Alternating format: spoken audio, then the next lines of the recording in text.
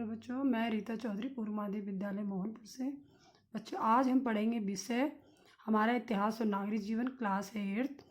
पाठ है यूरोपीय शक्तियों का भारत में आगमन। बच्चों, इससे पहले हम लोगों ने पढ़ा था कि हमारे देश में व्यापार करने के लिए प्राचीन काल से ही लोग आते रहे हैं। प्राचीन काल से हमारा विदेशियों से संपर्क रहा है।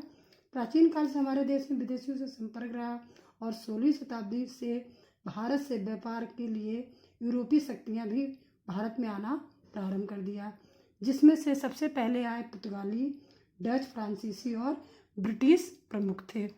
ये लोग व्यापार करने के लिए आए थे और आज हम पढ़ेंगे इसी क्रम में यूरोपीय व्यापार, यानी व्यापार करने आए तो इन्होंने व्यापार करने के लिए कौन कौन से तरीके अपनाए। पुर्तगालियों ने हिंद महासागर के माध्यम से होने वाले व्यापार पर अपना अधिकार कर लिया। वे सोना चांदी लाते और हमारे देश से सूती, रेशमी कपड़े और विभिन्न मसाले ले जाते थे और बहुत सारा मुनाफा कमाते थे। पुर्तगाल की मजबूत नौसेना के कारण हिंद महासागर से कोई भी दूसरा देश पुर्तगाल की इजाज़त के बिना अपना जहाज नहीं ले जा सकता था।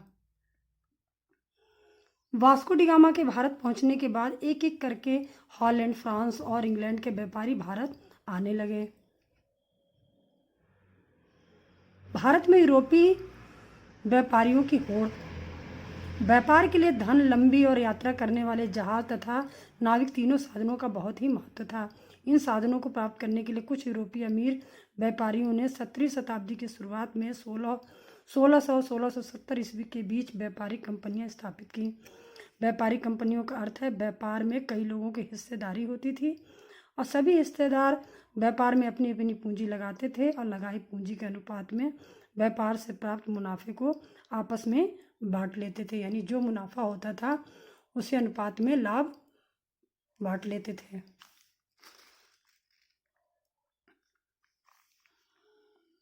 हॉलैंड में Dutch east India company, England में ब्रिटिश ईस्ट इंडिया कंपनी बनी और फ्रांस में फ्रेंच ईस्ट इंडिया कंपनी बनी। आज भी निजी कंपनियां इसी प्रकार पूंजी इकट्ठा करती हैं। भारत में सबसे पहले पुर्तगाली आए व्यापार करने के लिए। उन्होंने पश्चिमी समुद्री तट पर गोवा, दमन द्वीप में अपने व्यापारिक केंद्र स्थापित किए।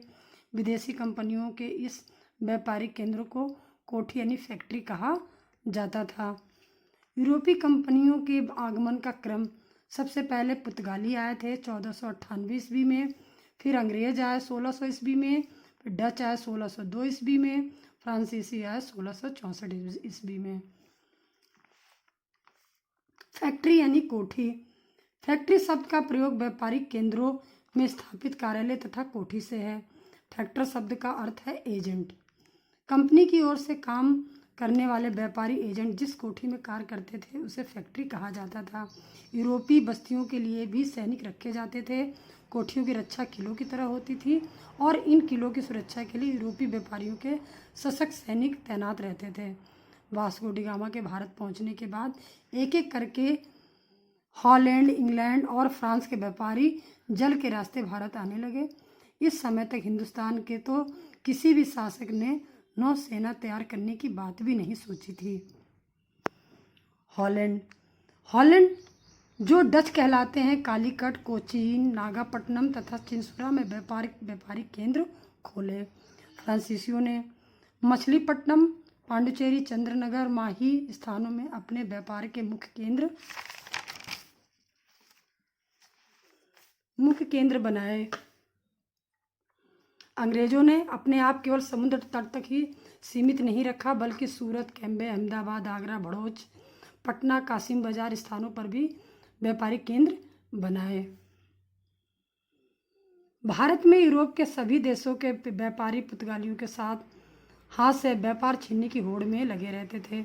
उनकी कोशिश रहती थी कि वे भारत में कम से कम कीमत देकर सामान खरीद सके, फिर वे इस सामान को यूरोप में अधिक से अधिक दाम पर बेचकर खूब मुनाफा कमा सके। उन्होंने पाया कि सूरत, मछलीपट्टनम यानी जैसे बड़े बंदरगाह पर जो सामान व्यापारियों द्वारा बेचने लाया जाता था वो महंगा मिलता था। इसलिए यूरोप व्यापारी गांव-गांव में अपना एजेंट भेजकर सीधे कारीगरों से माल खरीदते और खरीदने की कोशिश में लगे रहते थे ताकि सस्ता माल मिल सके।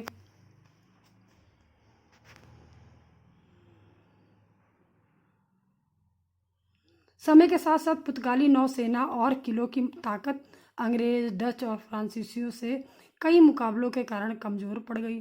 कुछ समय तक किसी एक का भारत के व्यापार पर अधिकार नहीं जम सका। विदेशी कंपनियों ने व्यापार में लाभ कमाने के लिए साम, दाम, दंड व भेद के तरीके अपनाए।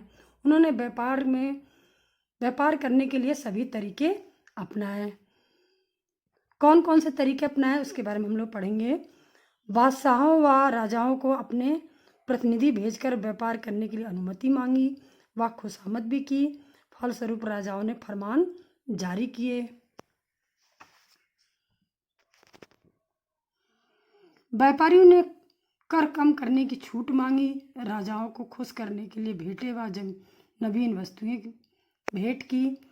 सर टॉमस रो ने जहांगीर के दरबार की शान शौकत देखी तो उसने ईस्ट इंडिया कंपनी को सस्ती व खराब चीज़ें मुगल बादशाह को ना देने की हिदायत दी। उसने सम्राट को अंग्रेजी दस्ताने दिए और इंग्लैंड में इस्तेमाल की जाने वाली बग्घी दी, जिससे जहांगीर प्रसन्न हुआ। ये बच्चों बग्घी जो दी थी। हिंदुस्तान के राजाओं के मन में यूरोपीय शक्तियों, व्यापारियों देशों की सशक्त नौसेनाएं ही कर सकती थीं और हिंदुस्तान के जहाज़ों को पुर्तगालियों के खतरे से सुरक्षा की जरूरत थी। अंग्रेज, फ्रांसीसी व डच कहते, व्यापार की छूट दोगे तभी हम हिंदुस्तानी जहाज़ों की सुरक्षा की गारंटी देंगे, नहीं तो मौका मिलने पर उन्हें डुबाया भी जाएगा। इन नीतियों और स्थितियों का फायदा उठाकर यूरोप के व्यापारियों ने हिंदुस्तान में व्यापार में खूब लाभ कमाया। उन्हें कई कर टैक्स न देने की छूट मिली। जमीन खरीद कर उन्होंने अपने गोदाम, घर, बंदरगाह और अपने अपने किले भी बनवाए। तो इस तरह से इन लोगों ने व्यापार किए और फायदे उठाए। जो बच्चा आप लोगों ने पढ़ा उसी से संबंधित हम आपको 2 क्वेश्चन दे रहे हैं, जिसे अपनी कॉपी में करना है। जैसे पहला प्रश्न है, व्यापारी कंपनी से आप क्या समझते हैं। अभी हमने बताया था व्यापारी कंपनियां क्या हैं।